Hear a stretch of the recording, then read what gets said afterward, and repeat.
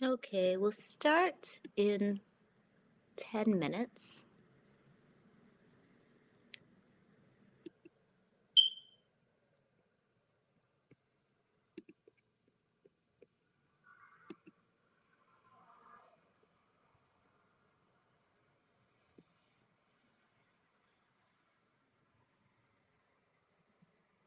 I'm going to post the test. There's another test, and it's similar to the first test you took, except it is out of 25 this time. And so I'll post the questions online in various formats. Um, so the test will be posted on Blackboard, and I'll email it to you. And it's similar to the last test. So I'll put it on in PDF form. I've marked the first test, and I will make the grades available to you this week. Most people did very well. The grades are actually there, but I think because of the online system, you can't see them, so I have to change the settings, which is true of the other class too. So I will find a way. If I can't find a way to change the settings really quickly without contacting IT services, I will email you all your grades.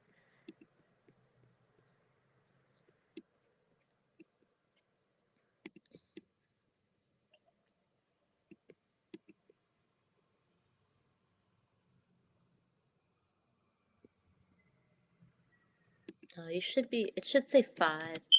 So you have to define 5 concepts from this list.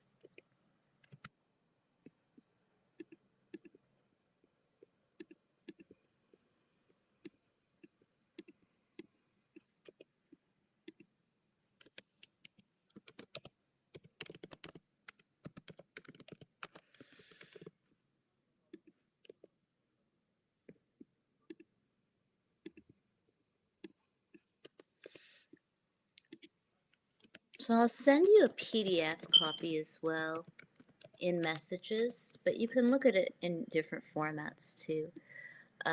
It's due on February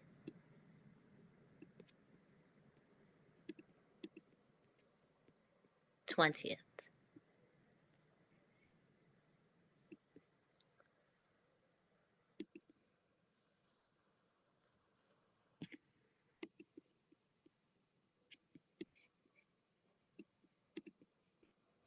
Mm.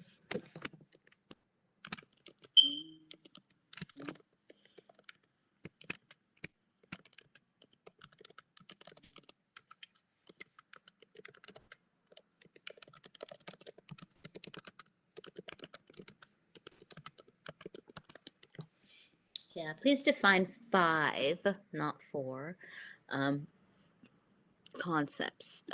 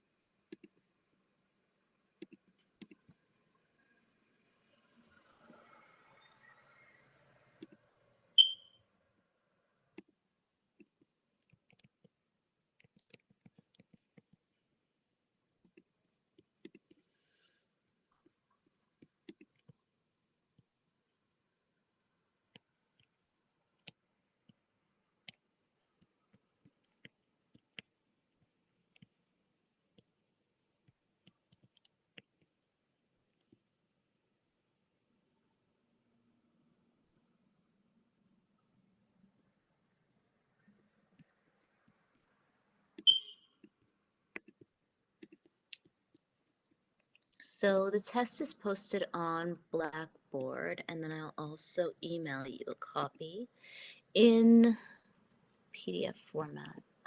The discussion board should be made available to you. I have to change the settings, but I'll also email you the grade. Most people received a very high grade on the test. It was done very well, so hopefully the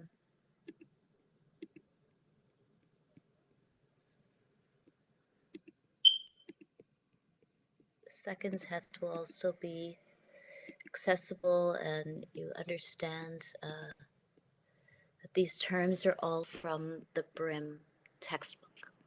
So all of these terms, like Emile Durkheim's functionalist theory of religion, ethnocentrism, racial discrimination, are all discussed in the Brim textbook. Intimate terrorism, Brim discusses reproductive choice in Canada. Robert Brim does discuss. We also talked about Black feminist thought, and it's something that Brim discusses in the textbook as well. So hopefully you can find the information in the textbook. Like the intimate terrorism is from the sections on domestic violence and the Canadian family and divorce. The theories of religion are from the chapter that I will talk about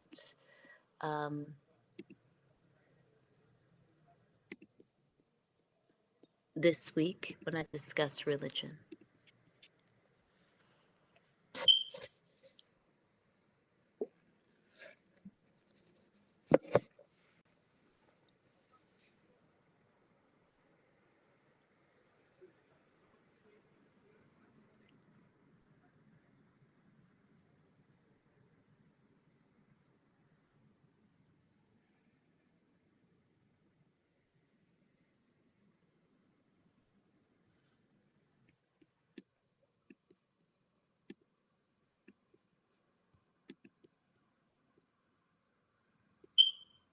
Oh, I don't know.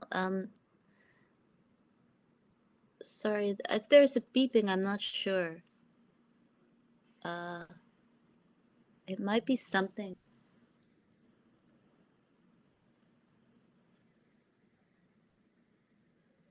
I don't know what it is. There might be like something outside of where I am right now or in the place that I'm in, but I don't think that I can fix it.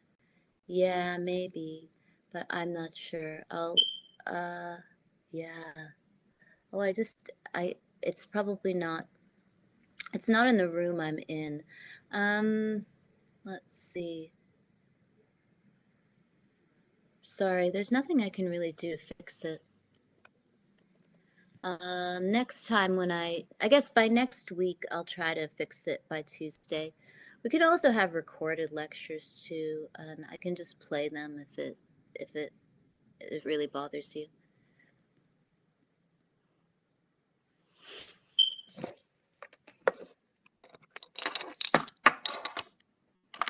I guess nothing's really perfect. Oh yeah, we have reading week, so by after reading week, then I will fix it, just like everything else.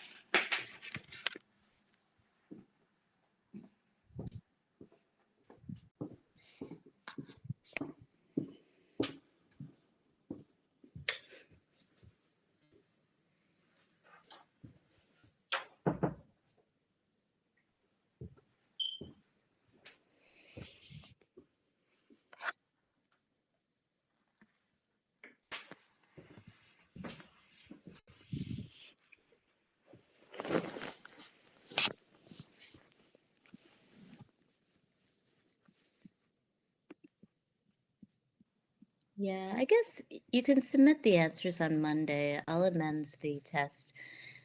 You can submit the answers on Monday. So, I don't know. I guess, to be honest, from my own experiences as a lecturer here, I feel like you're very demanding of me and you have a lot of critical things to say and you expect me to do a lot of work. But I would really appreciate that people try to do the readings and try to think less about judging me and try to think more about participating in the class as people who are going to show up to actually have a discussion instead of constantly critiquing what I do. I find it really to be damaging also to my mental health that you're constantly looking for mistakes that I'm making or constantly saying negative things about my teaching instead of trying to actually participate in the class. It's been going on since the beginning of term. Like you look for mistakes in what I do, you look for even mistakes in my speech. You send me messages that are really kind of hostile, and it almost feels like cyberbullying. So I would appreciate it that you, if you come to the class, you've done the reading, and that you are critical of your own performance rather than just kind of sending me all of these really hostile, critical messages. It hasn't been a really nice experience.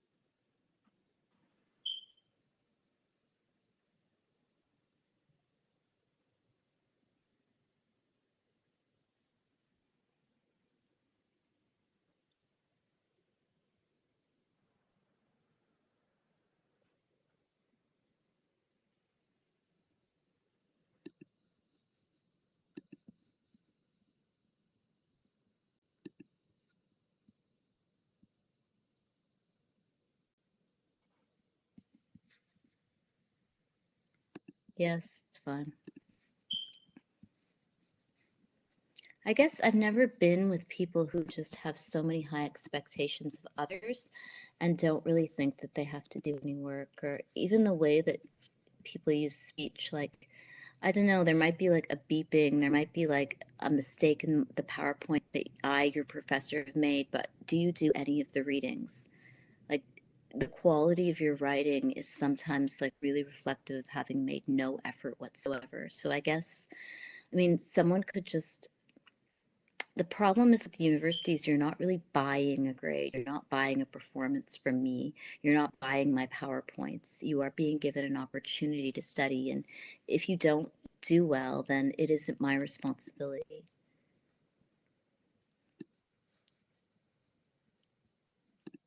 So I'll begin the lecture. So the lecture is about religion. So Robert Grimm discusses Emile Durkheim, functionalism and religion. Durkheim said that when people live together, they come to share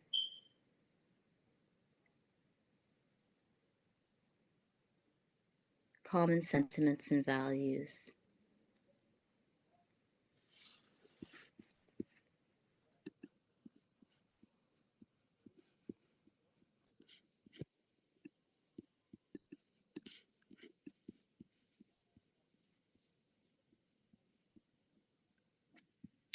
So from reading the text this week, or from this understanding, um, how do you interpret Emile Durkheim's understanding of common sentiments and values? How would you how would you describe Emile Durkheim's understanding of uh,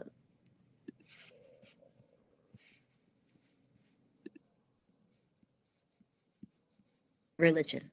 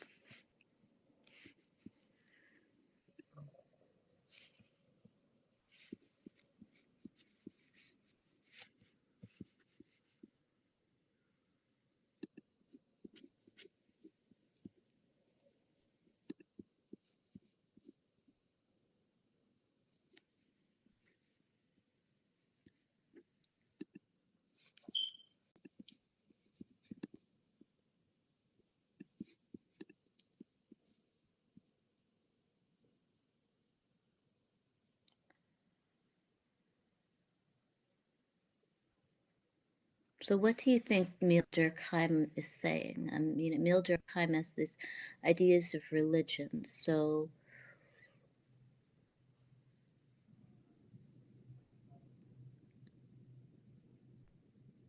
how would you interpret this? From doing the reading, what did you, I mean, if you were to do the reading, or if you look at the textbook, or even the PowerPoint, the Durkheim said that when people live together, they come to share common sentiments and values.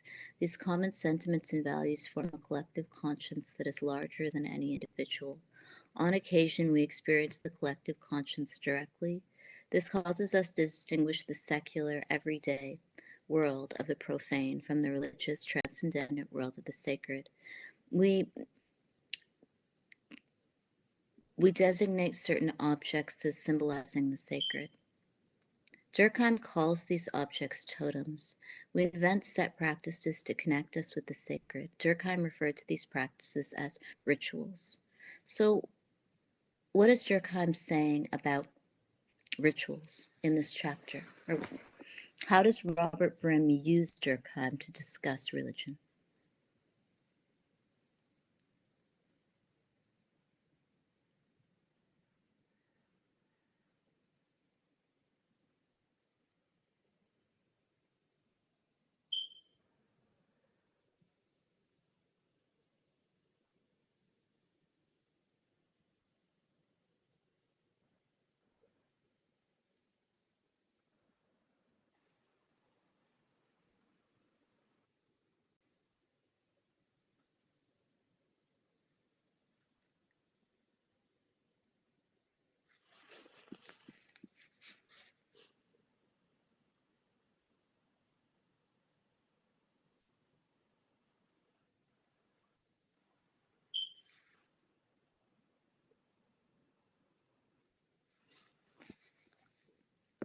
So, from the first test that you did, many of you obviously have not been doing the readings, and you try to answer the question based on just your own opinions, and the answers are then wrong.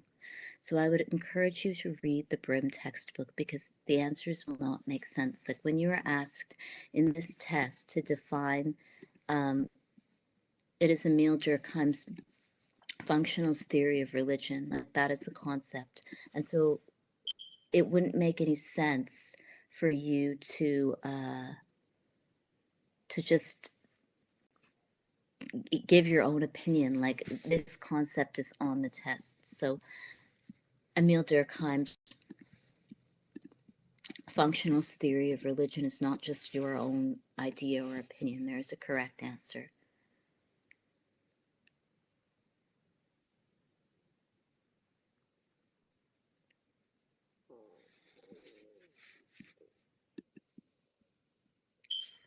So Robert Brim also discusses Karl Marx and Karl Marx's interpretation of religion. Marx first stressed how religion often tranquilizes the underprivileged into accepting their lot in life. He called religion the opium of the people. Evidence in support of Marx's interpretation can be drawn from many times, places, and institutions. For example, the major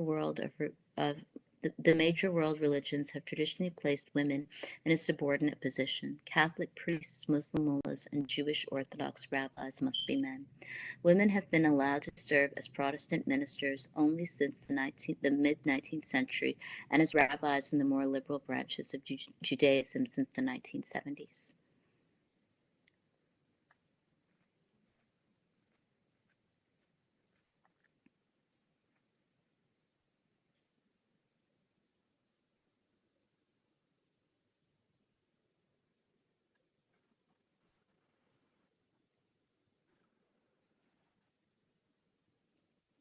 The test marks I've posted on a discussion board.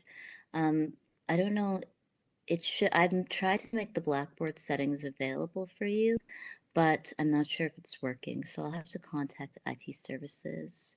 The Collaborate system isn't really foolproof, so hopefully you'll see the marks soon. I have marked them. I can email you the marks as well. The point is that, I mean, it's just obvious like that these concepts are from the textbook. So I would ask that you please try to read the textbook. I would also ask that you try to be kind and respectful when sending me messages. Some of you obviously don't really like the class and you don't like the course content. You find mistakes in the syllabus and the PowerPoint. You don't like, I don't know, you hear noises or there's sound in the background of lectures. You have obviously you don't really like the class. So I suppose you could drop the class, but I'm not sure. I find the constant critique to be really upsetting to my mental health. So please try to be respectful. I also know that Canada is, I don't know, you probably have, there could be certain people with certain names or certain identities that you might be nicer to in your personal life and at your school and in Alberta.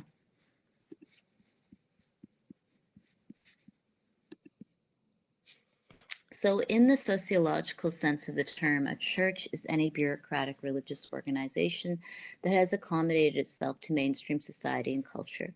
As we have seen, church authorities often support various forms of inequality. However, religiously inspired protest against inequality often erupts from below. Yeah, you can hand it in on the 24th. Like, I don't know, whatever makes you happy. You can hand it in on Monday, February 24th. I'll just change it online. Like you can have more time if that's what you want. So Robert Brim discusses the Protestant ethic and the spirit of capitalism, and it's something that you can really see, especially in settler Canada. People's love of capitalism is obviously about a certain kind of religiosity and a certain set of cultural values, Protestant ethics, and also, ideas about gender and race are perhaps also informed by this Protestant ethic and the spirit of capitalism. I did grow up in Canada, and I find it to be a really judgmental, harsh place. People don't really help others. I especially found it to be extremely racist and sexist, and I would have preferred to move at a younger age. So, if it was possible to live or work elsewhere, I would not really want to be part of any of Canada's institutions. But because the Canadian dollar is really low and because women and people of color are often not paid that well, it's really difficult to move. So, Weber's most famous illustration of his thesis is his short book, The Protestant Ethic and the Spirit of Capitalism. Like Marx, Weber was interested in explaining the rise of modern capitalism. Again, like Marx, he was prepared to recognize the fundamental importance of the economic factor in his explanation. But Weber was also bent on proving the one sidedness of any exclusively economic interpretation. He did so by offering what we today call a symbolic interactionist interpretation of religion. True, the term symbolic interactionism was not introduced in sociology until more than half a century after Weber wrote The Protestant Ethic. Yet Weber's focus on the worldly significance of the meanings people attach to religious ideas makes him a forerunner of the symbolic interactionist tradition.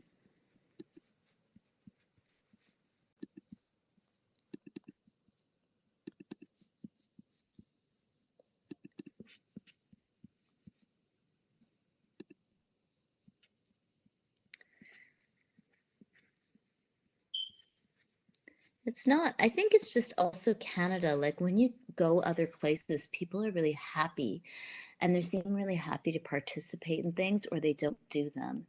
And my experience in Canada is that people want things done for them, but they won't participate. So it's kind of like people watching television in small towns. And if you ever try to do anything, you'll just be given all these critiques, but these people won't do anything for themselves. Like it would be the same with making music or artistic work or writing anything. You'll just be someone that is constantly critiqued, but these people who are offering you critique do nothing.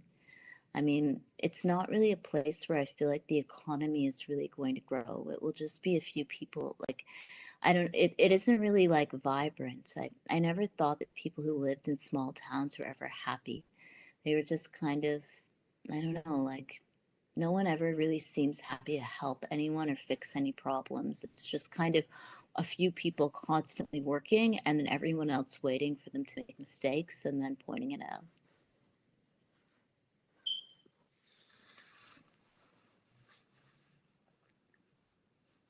Yeah, it's just the people who have to work will constantly have to work, and it's often women. And what you look at from the research of the pandemic is that a lot of women really do have to work, and they have to do 10 things at once. And then everyone else just gets to watch, and if they trip and fall, people find it funny.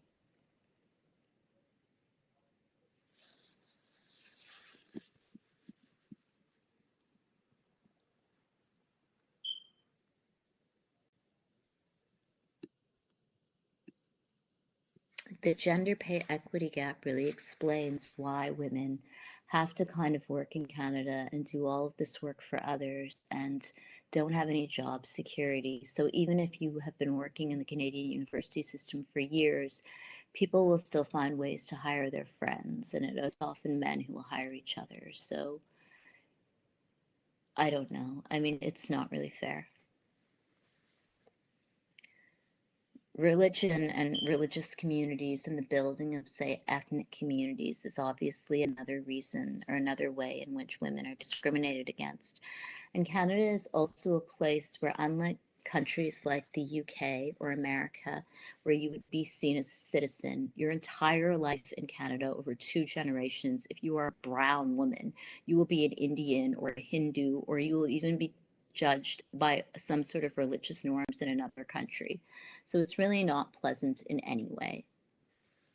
So Robert Grimm states that the major world religions have traditionally placed women in a subordinate position. Catholic priests, Muslim mullahs, and Jewish Orthodox rabbis must be men. Women have been allowed to serve as Protestant ministers only since the mid 19th century and as rabbis in the more liberal branches of Judaism since the 1970s. Many scriptures that emphasize the subordination of women continue to inform practice up to a greater or lesser degree. Religious feminists have challenged such ideas. For example, Muslim feminists have established that what many religious clerics present as divine Islamic law regarding women is actually based on interpretations that were authored by men over the centuries. They also contend that Islamic legal principles, such as that of the public interest, contradict and override principles that deny women equality with men.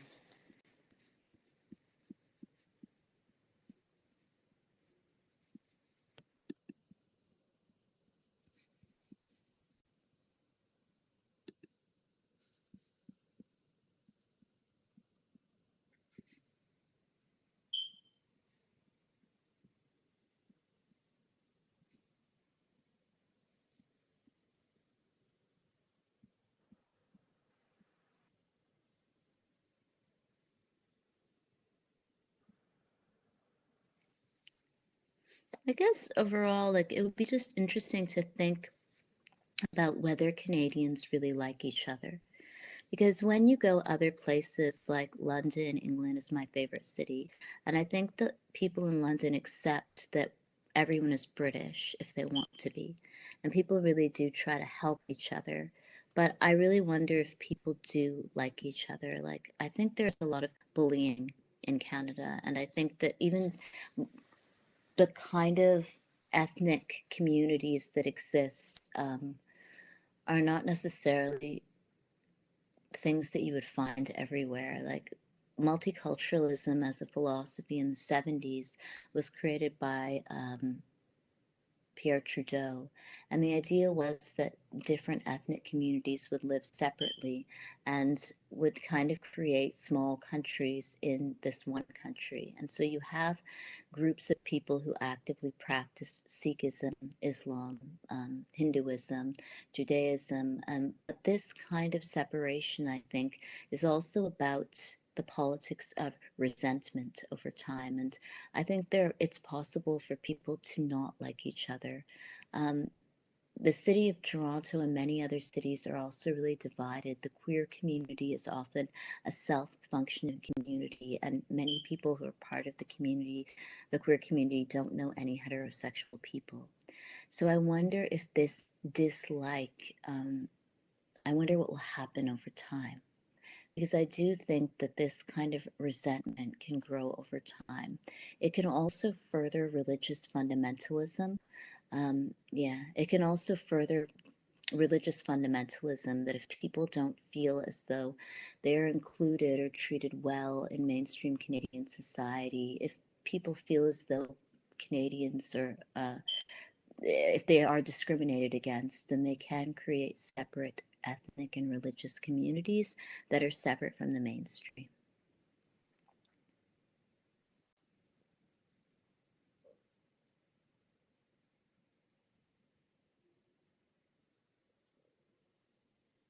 I guess it is just also about the enthusiasm of being someone in a neoliberal context who is given things as opposed to someone who has to do labor. So neoliberalism began in the 1990s, and it is this form of new market freedom and new market equality. So we can all constantly buy things at different times. We can also sell things at different times. So you can constantly buy things on the internet, and you can buy kind of products on the internet. You can also get credit cards at all times. And so this is a kind of new market. But I think people don't really want to work. It's much easier just to keep sending people messages and asking them to do things for you or give you things. It's much easier just to get more credit, to keep buying. But when it comes to doing labor, no one really wants to labor. Everyone wants someone to labor for them. So this is the kind of context we live in, that people don't want to fix things. They want other people to do things for them. But then if we all feel this way, who is actually going to do any work?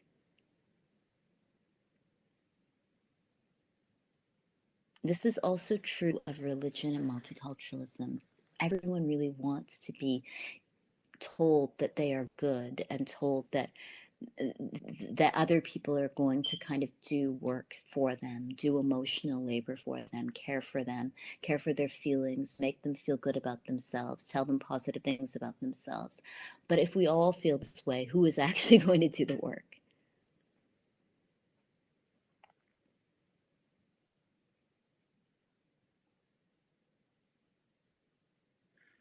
Yes, but it is just the question of labor. And I think that even though people can be nice in consumer context, even in general, Canadians are nice, but people don't want to work. Like overall, in the context of, say, the internet or even anything to do with like any labor, like even trying to get landlords to do anything, trying to get anyone to do any labor, you have to do everything yourself. And if you can't do everything yourself, you will have to, I mean, then it won't work. Like this has been my experience with the internet, doing anything online. It's true with housing security, even with the healthcare system. People will Google the answer and tell people to do their own work on their own health, to exercise themselves, to work for themselves. It's impossible to get anyone to really do anything for you. So it becomes difficult with online education because I really do have to do everything myself.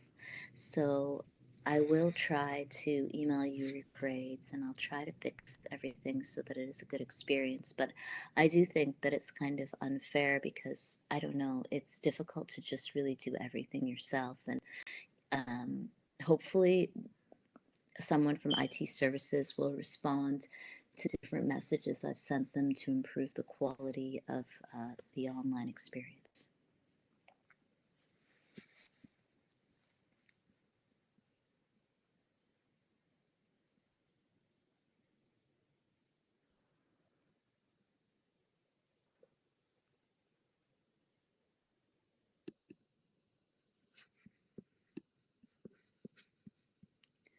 So, the context of Iran is a really interesting one when we think about religion. The Brim textbook is really sympathetic to uh, religious people and religious order. And in Canada, what is interesting to think about is that as Canadians and in the context of multiculturalism, we often allow for religious freedom and we think of religious freedom as a good thing. However, is it always a good thing? And what the Brim textbook does highlight is a lot of critique about from women and women throughout the world regarding religious violence. Um, the rise of the family and the use of this constant critique of family values against women um, is also about a rise of religious fundamentalism and the killing of women throughout the world because of religious values. On November 24th, 2022, UN Human Rights Council held a special session to address the deteriorating human rights situation in the Islamic Republic of Iran. The special follows an official request submitted on November 11th, 2022 by Germany and Iceland, which has been supported by at least 44 states, and among them the required quorum of one-third of the 47 members of the Council, 16 or more. The special session focuses on the deadly crackdown on widespread protests in Iran that followed the death of Mahsa Amini, 22. Mahsa Amini was arrested by Iran's morality police in September 2022. According to reports, she was severely beaten during her arrest and transferred to the Vozera detention center. Mahsa Amini died in hospital on September 16th. Mahsa Amini's death has sparked protests across Iran. Thousands of people have taken to the streets and cities throughout Iran. They have been calling for accountability for Mahsa Amini's death, an end to violence and discrimination against women in Iran, and an end to their compulsory veiling. So this kind of aggression and the looking at people for mistakes is actually a common thing in our time period. And whether it's on the internet or by police, it is policing. This constant policing and the mind of someone who polices others and who has no sense of self-critique and refuses to participate or help others is the mind of the kind of person we will meet in this society.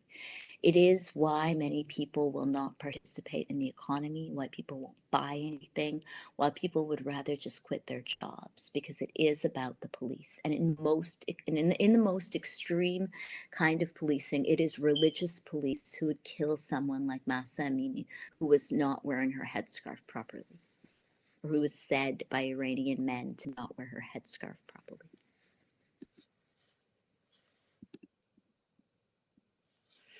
So Judith Butler has written about the limits of the human and the kinds of inhumanity against women, the scrutinizing of women has led to murder. And it's led to also the justification of murder on the grounds of religiosity. So the idea that women are somehow better or worse than human is constantly used to justify religious violence.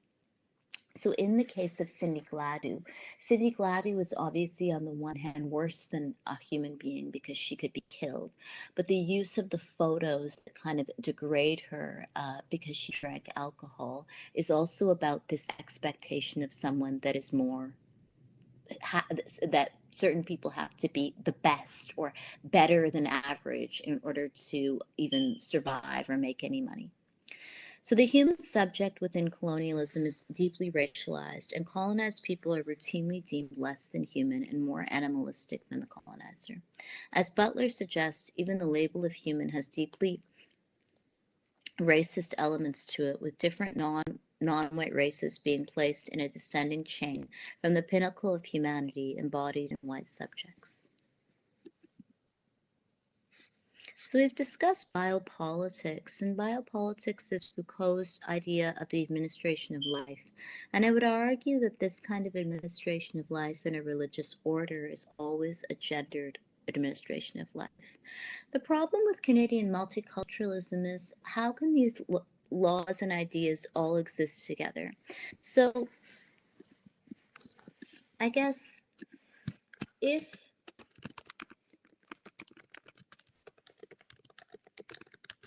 Canadian multiculturalism values all of these different ethnic groups and religions,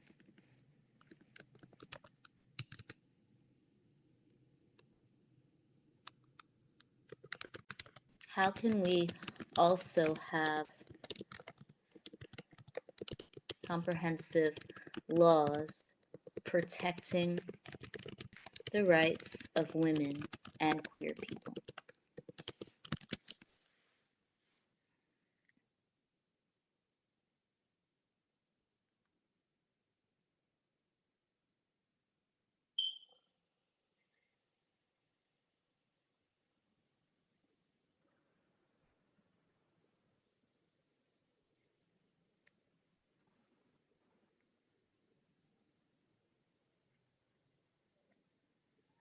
So, how can all of these ideas actually exist together? That Canada wants to value all of these different um, orders of religion so that you could practice any religion in Canada, you can be part of any ethnic community.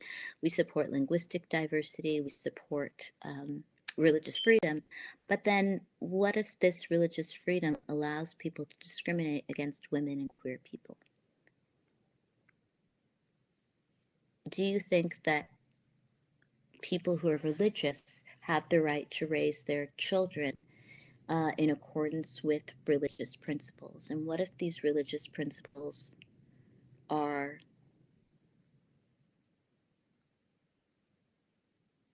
sexist? I mean, if we were to think about Mahsa Amini, so Mahsa Amini is dead and she died in 2022, and the whole world protested using this hashtag Women Life Freedom. But Canada has a really high rate of immigration. So Canada and the Canadian state allows so many immigrants, and especially immigrant families, to immigrate to Canada. So what if people immigrate from Iran? Do they have the legal right to practice their religion in ways that they do in Iran? And what if this practicing of a religion like Islam or Hinduism or Sikhism, Judaism, Catholicism, what if it is sexist or heterosexist? Like, is there any, do people have to assimilate to Canadian culture, or can they actually just be religious?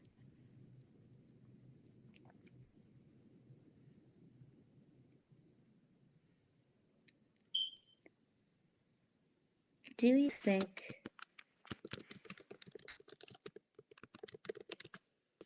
that the Equal Pay Act is not upheld because of family values and religion?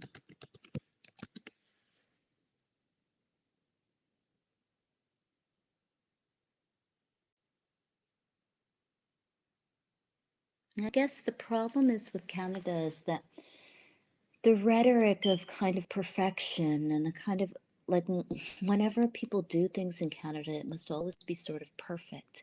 The problem with this with being so perfect is that it never will really work out, and it will actually, the results of kind of anything that is supposed to be perfect will probably be worse than what is just average expectations. So the expectation that Canada is going to be this place where every person can practice every kind of religion and speak in every language. At the same time, it's going to be a safe haven for transgender people and queer people and women will probably not work out. What you will have is, on the one hand, people who live in the same country who don't understand what anyone means. Like, there are people who live in Toronto who are gay and lesbian and transgender, and they don't even understand that Christmas or any religious ceremony is practiced. There are other people who only understand religion and who might live in a certain neighborhood and practice devout forms of religion, and they won't understand that anyone does not like. The only thing that someone would understand is that people get married and have many children at a young age. So I guess the problem is with this Canadian perfection is that I think that it actually makes a lot of people extreme in some ways. And I think that the extremism is really dangerous, and I think that it will not lead to economic growth. Because if people are participating in all of these extreme kind of communities that don't speak to each other, how can anyone do business? I mean, at any point, someone who is part of, say, an extreme community of, say, um, religious people or an extreme community of queer militants will just decide not to do business with others. They might also decide not to participate in anything. So if you talk to people, then they might think that their life is perfect. And they might all think that their life is perfect because they found a community in which they can be extreme. The problem is that this kind of extremism, I mean, over generations, if you were a child and you were born into a family that is really religious, do you have to practice this religion? The rights of the child are where a lot of this kind of perfection might fall apart over generations. It is also about the economy, that people feel as though they're perfect in their enclosed ethnic community, or they feel as though they're perfect in their queer community, but they might, if we all have to do business together, can we do business? And I think that this kind of refusal to just institute a kind of Canadian culture that we all participate in um, creates these extremes. Like, I guess the Canadian economy is not going to grow if every person really has this idea of perfection that they can institute at all time.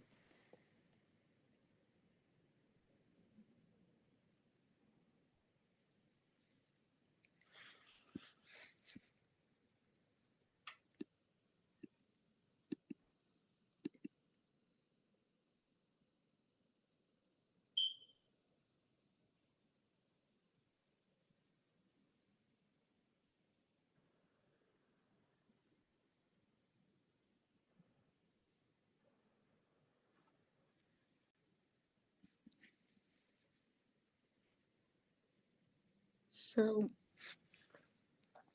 this kind of viral experiment of globalization um,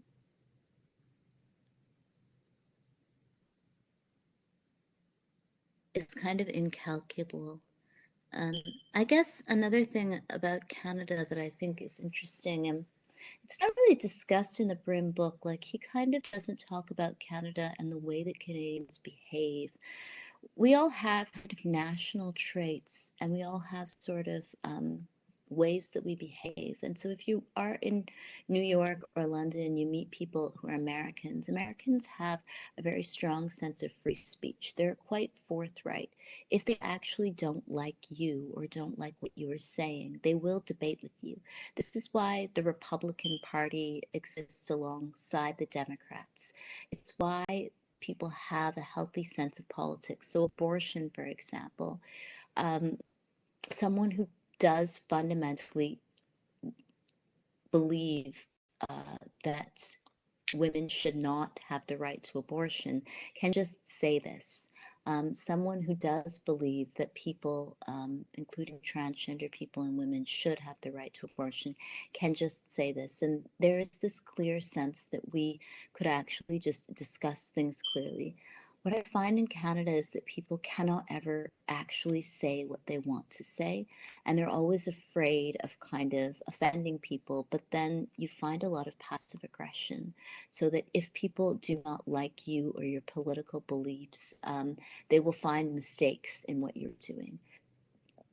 Issues of racism are clearly about this, that when any people of color in Canada historically, including Indigenous peoples, have ever tried to say that they experience racism, Canadians will not debate with them. They will find some other language in which to discuss what has been done. So if a politician discusses racism publicly, people will talk about how like, instead of actually talking about racism, they will find some issue with her social media profile. They will find some issue with her life. And it's just kind of frustrating because anyone who's lived in Canada long enough will know that people have strong conservative values or strong progressive values. The gay rights debate and the transgender rights debates and the queer rights debates are the same. Instead of actually discussing one's lack of support for transgender rights, people will try to find some other issue like free speech or something else besides what one actually wants to say. So I think that the problem with religion too is that instead of having a healthy debate about religiosity and religious values, debates about religion in Canada become about freedom of expression. So one of the obvious examples is Montreal. So in Montreal, during the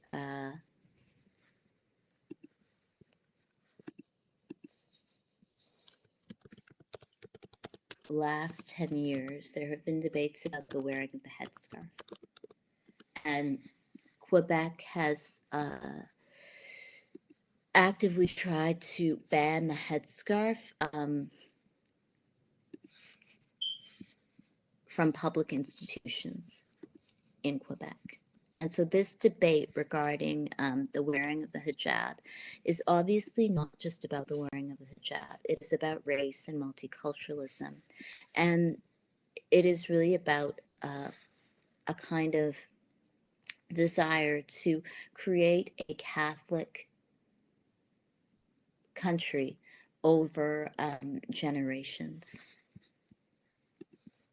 And so rather than just being about the headscarf, what commentators have argued is that Quebec and Quebecers overall have always wanted to create a French Catholic state and predominantly a white French Catholic province. And so the influx of Muslims was not striking at first, but because of religious practices, many Muslims in Quebec have more than one child. They might have even two or three or four children. And so because of this, their children are raised as Muslims and will wear a headscarf. And this is something that I think really bothers people in Quebec. It is also specifically because they're girls and women. And this symbol of the kind of woman who is supposed to have children has been with us in Canada. And obviously, the class action lawsuits against nurses and doctors in Canada who have been accused of sterilizing Indigenous women is really about nation building and what historians of, say, the Holocaust would call eugenics. So refusing or not wanting to see Muslim women in Quebec wear headscarves, not wanting them to work or have any money, is also about not wanting them to have children and to exist in Quebec over generations. So it is kind of a really Nazi move that hides itself in bureaucracy, which is typical of Canada. So Saba Mahmood's book, The Politics of Piety, discusses Islam and the ways that Islam has been used against women in the last 10 to 20 years. And it's been used against women by other women who don't practice Islam and who don't want Muslim women to have jobs. It's been used against women by men. It's been used against women in every way. And it is really it's gotten to the point where debates regarding Islam are never about Islam. They're about ethics and they're about the building of kind of a country and what we see and don't see. So I would argue that in Quebec and specifically in Montreal, just the visual image of seeing, say, more than a few women wearing headscarves or veils is enough to kind of cause a lot of anxiety. So Quebec is one province, but debates regarding religion and religious worship have existed in Canada historically because of Indigenous peoples. So Muslim girls have been removed from playing sports in Montreal, like karate, and from attending karate classes. So in 2024, a 12-year-old Muslim girl was not allowed to play to attend a karate class because in Montreal because she was wearing a headscarf. There have also been incidents of in Ontario where one of our students at the University of Toronto wears a headscarf and a man started spitting at her in the TTC. And so it is specifically, though, violence against women and girls. And this is true of the Indigenous peoples of Canada, too, that the imagined kind of lack of religiosity or the really vicious judgment of Indigenous women and girls who don't practice Christianity or who are thought to be kind of violating these imagined rules of Christianity. It's been especially violent against women and girls. So the headscarf debate and the attacks on Muslims are not just attacks on all Muslims, it is against women and girls.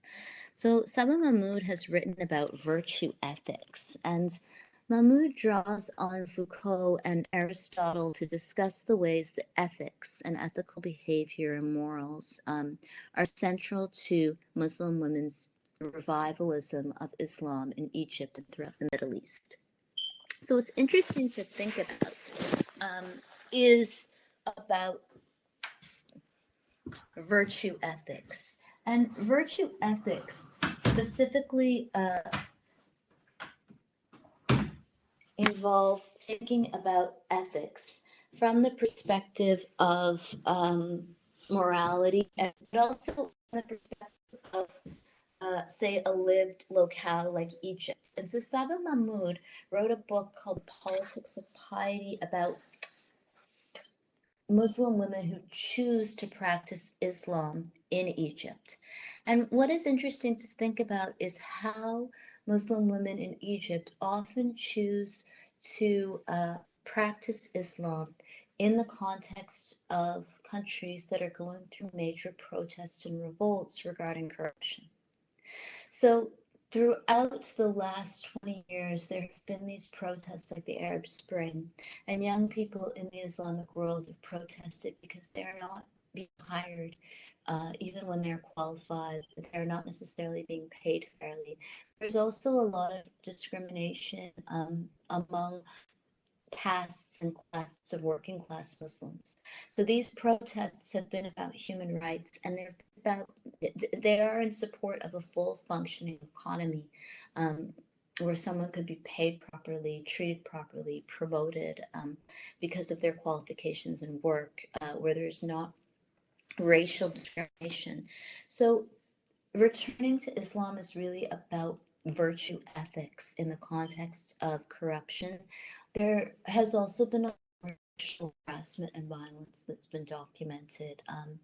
Higher rates of divorce and consumerism have perhaps led women themselves, especially young women themselves, to turn to Islam. So unlike scholars rather than the traditional virtue, Foucault's use of Aristotelian ethics is not aimed at asserting its universal validity or recuperating its various elements for solving contemporary moral problems, such as reclaiming the idea of telos, or a collective notion of the good life.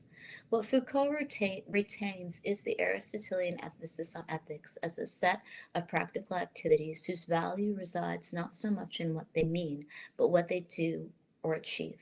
Claire Colebrook aptly calls this a positive conception of ethics that extends the domain of ethics beyond notions of norms, justification, legitimation, and meaning to include the consideration of the practices, selves, bodies, and desires that determine and are co-determined by ethics.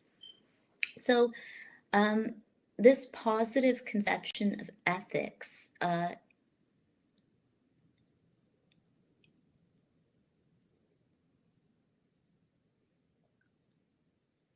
involves this consideration of kind of ethical living in all aspects of life. And this is why Mahmoud argues that many women, and specifically young women, are specifically concerned with piety. I would argue that it is also about labor, that because of sexism, when you work specifically throughout the world, there perhaps already is this expectation of doing everything for women. This is also true of young women who marry and have children and are going to have to are kind of asked to take care of themselves. In the context of neoliberalism, women must often do everything themselves, and if there's a problem, it will be a problem for women. And this is also true of nutrition and reproduction and childbirth. So the piety movement is really then about the strength of women's kind of resolve to not, I guess, engage in unethical activity, to not say things that are abusive, and to constantly turn to oneself as the center of, say, ethical and moral purity. The expectation is really on the women themselves to be good, even if no one else is. The piety movement posits a very different relationship between outward bodily acts, rituals, liturgies, and worship, and inward belief, state of the soul. Not only are the two inseparable in their conception, but more importantly, belief does not proceed or is the cause of these outward devotional practices, but is the product of their apt performance. Why is this difference consequential? Because far from being an ideational or intellectual stance, it affects the way people live and order their lives, their sense of self and personhood, their understanding of authority and its proper relationship to individual desires and capacities, and distinct conceptions of human flourishing. This topography of the self has profound consequences not only for religion, but also for how politics is imagined and lived. As a result, battles between orthodox and liberal interpretations of Islam often unfold contrastive conceptions of the subject in politics, the importance of which is often overlooked by students of religion and politics alike. So, Immanuel Kant's work is also used to discuss religion and the importance of religiosity and morals.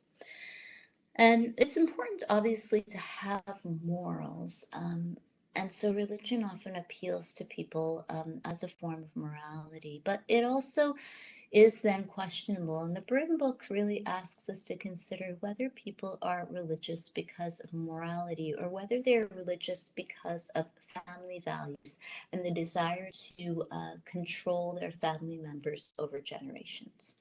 And obviously, this will depend upon a case by case basis, but there are instances where Brim discusses the use of religion to really control women and to force women to marry or to ask women to marry, to socialize women and girls and socialize children to be part of enclosed ethnic and religious communities so that they must marry within this community. And the morality of this, I guess, is questionable. The Kantian legacy becomes particularly important in light of the Aristotelian tradition it displaced, in which ethics was both realized through and manifest in outward behavioral forms. Against this tradition, Kant argued that a moral act could be moral only to the extent that it was not a result of habituated practice, but a byproduct of the critical faculty of reason. The latter requires that one act morally in spite of one's inclinations, habits, and disposition. Kant's telescoping of moral action to the movement of the will stands in contrast to the value ascribed to the particular form of moral act took in Aristotelian worldviews. The question of motivation, deliberation, and choice in the Aristotelian tradition was important too, but only from the standpoint of actual practices.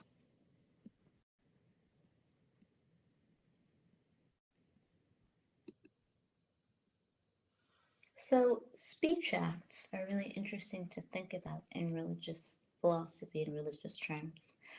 The ways that one uses language is also about speech acts. And Sabah Mahmood was really interested in the ways that young Muslim women became attracted to wearing the headscarf and attracted to Islam because in a time period when there was more and more internet usage and more perhaps really vulgar uses of speech regarding sexual harassment. Also, the casualization of speech, where people just send messages saying, hey, like, um, I mean, the kind of use of speech that might be insulting to others or might be disrespectful is also central to our time. Cyberbullying and the kind of use of speech which might be detrimental to one's mental health is also central to our time. And so this is the time in which many young women in Egypt, Mahmoud argues, decide to become Muslims. While interpretations of the veil abound in Egyptian society, two main views prevail among its practitioners and its critics. One understands the veil to be a divine command. The other regards it as a symbolic marker, no different from other signifiers, religious and non-religious, that represent a Muslim woman's identity. In the book Politics of Piety, Mahmoud analyzed both these understandings of the veil as speech acts that perform very different kinds of work in the making of a religious subject. Not unlike my analysis of prayer above, my argument is that to understand a bodily practice, such as veiling or praying, as a symbolic act, presumes a different relationship between the subject's exteriority and interiority than that entailed by an understanding of a bodily act as both an expression of and a means to the realization of the subject. The principle on which the pious conception of Islamic ritual is based might be usefully elaborated through Aristotle's conception of habitus and its model of ethical pedagogy, in which external performative behavior is understood to create corresponding inward dispossessions. So, as I've discussed in Judith Butler's writings, the outward is connected to the inward. So, the use of certain speech acts and dress is also supposed to reflect one's kind of moral character and one's internal goodness. Refusing to speak to others in certain ways or being polite to others, asking questions politely, caring about one's grooming in public and control of one's weight is all really supposed to affect one's mind so that they enter society in order to kind of do good for others, but also um, in ways that are not threatening to others. So Mahmoud draws on Michel Foucault and Foucault's ethics to discuss the ways that an ethical self is formed by women who decide to become Muslims in Egypt. And Islamic revivalism is popular throughout cities in the world, and there are more and more people who, especially young women, who choose to wear Islamic dress. At the same time, one could argue that there are more and more cases like the killing of Mahsa Amini. So it is important to think about why someone would look to cultivate an ethical self, but also to think about how when one puts one forward, as soon as you put yourself forward as somebody who can do something good, others will judge you and they will not necessarily be good themselves. So the first component, which Foucault calls the substance of ethics, refers to those aspects of the self that pertain to the domain of ethical judgment and practice. The substance of ethics in medieval Christianity, for example, was flesh and desire, whereas the part of oneself most subject to analysis and labor in the modern period is feelings. The second aspect of ethics, what Foucault calls modes of subjectivation, refers to the models available for setting up and developing relationships for the self, for reflection, self-knowledge, self-examination, for the decipherment of the self by one seeking, for the transformations that one seeks to accomplish with oneself as object. As Nicholas Rose has pointed out, this aspect of ethics draws our attention to the kind of authority through which a subject comes to recognize the truth about herself and the relationship she establishes between herself and those who are deemed to hold the truth. So this search for the truth is central to religion, and it is a truth that is not just about consumerism or about entitlement, but a truth about one's own moral goodness. The effort that one really tried to make in life, the effort that one tries to, like, if one really thinks about oneself as a good person who has really actually ever tried to help others or done anything for others, I mean, it is really about the truth of one's own life. A third aspect of ethics pertains to the operations one performs on oneself in order to become an ethical subject, what Foucault calls techniques of the self. Finally, the fourth component of ethics is telos, the mode of being one seeks to achieve within a historically specific authoritative model.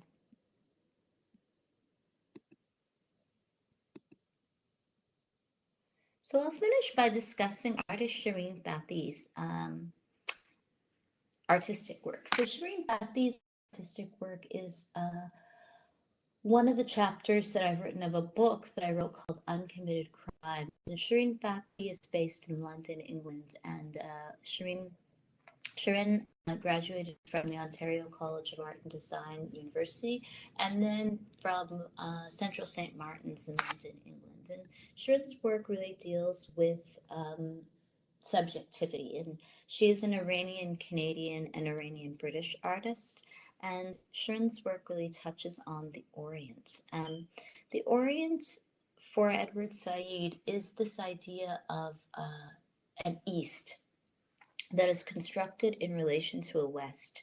And Said was interested in the ways that Orientalism made the Orient what it is. So there is no real East as opposed to West. Like Egypt is very different from China. But in the minds of colonizers, the East existed as this uniform set of ideas. And the East was often characterized as being shame based. The East was often characterized as being submissive in opposition to the West. So the Orient was Orientalized not only because it was discovered to be Oriental in all those ways considered commonplace by an average age 19th century European, but also because it could be, that is, submitted to being made Oriental.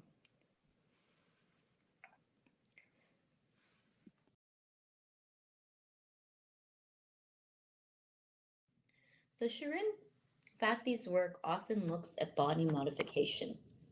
And the veil is central to Shirin's work in certain photos, but she also looks at the body itself. So in certain photos, she uses props. She uses makeup, costumes to change the physical body. So religion is also central to Shirin's work, and in some of her photos, she plays she plays different male characters, and especially Iranian male characters from history who are Muslims. So this series looks at the representation of gender identity in relation to 18th and 19th century Iranian painting. The men and women in the images of this period have very similar facial and bodily features. At times it is only the style of headgear that distinguishes male from female. Through photography and self-performance, this work explores the notion of gender ambiguity and draws a connection with the Western European painting of the same era.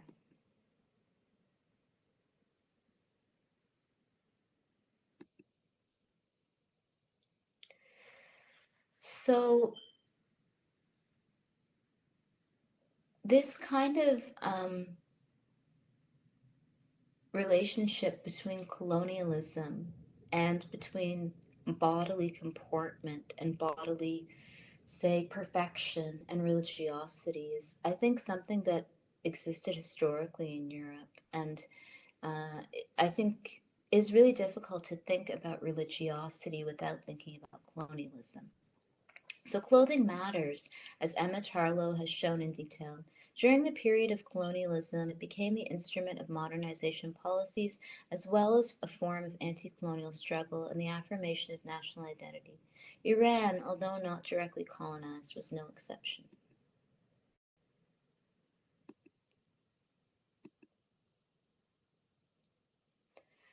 So, in Eurocentric definitions of the public sphere, politically meaningful presence is therefore tied up with a question of visibility, an invisible body being automatically considered absent or politically meaningless. Speech, visibility, and mobility are not only linked but also interchangeable.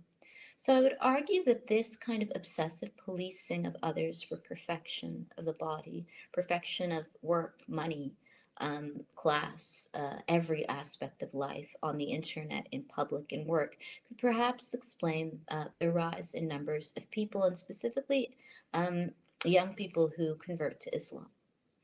And what Mahmoud finds is that it is young women themselves who often want to be veiled because they don't want to necessarily be judged by secular people. Speech, visibility, and mobility are not only linked but also interchangeable. Research on the Muslim public sphere and Islamic modernities, however, calls into question the universality of this frame of analysis, pointing out both the importance of women's presence in the public sphere and the complicated relationship between visibility, mobility, and political engagement. The presence of Muslim women in national and transnational public spheres is accompanied by or follows the rules of choreographies of ambivalence that seem contradictory to Eurocentric modernity.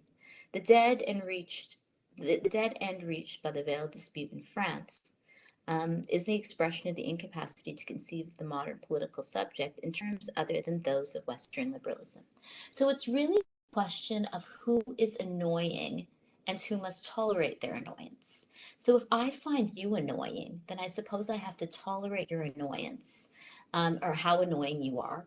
And then I have to give you a break because you're so annoying. But you find me annoying and you have to tolerate how annoying I am and you have to give me a break. So then we come back to multiculturalism. Um, French people in Quebec are sometimes some of the least employable people in the world. Like for French culture, I mean, the kind of things like poutine and the stuff that French people do is not marketable anywhere in the world. The kind of clothing that people wear, their businesses, if you went to some of the businesses in Quebec after having been like anywhere in the world, like including any place in New York, like all over New York, you would think that people who immigrate there have to tolerate the French and that they have to be willing to accept that French Canadians are sometimes really goofy, they're sometimes really unhealthy. The businesses they have are sometimes so pre-modern, the weather is awful, and so immigrants will tolerate this. But the other way that we could think about this is that French people themselves have to tolerate immigrants, and they have to tolerate immigrants and their religiosity. So in reality, it is just about money. Who has more money? So if somebody has more capital, they could perhaps decide to take their capital to another country. And if somebody has more money, they could decide not to hire immigrants. So it really is this push and pull in Canada between money and power.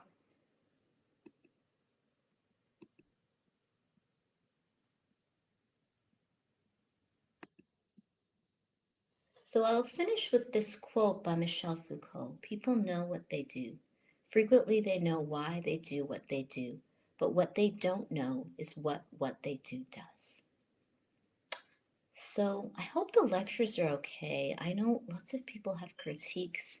I know this is my first time teaching at this college, and after my contract ends in April, there will perhaps be other professors that you will meet who are full-time professors. So I hope that you enjoy the rest of your studies.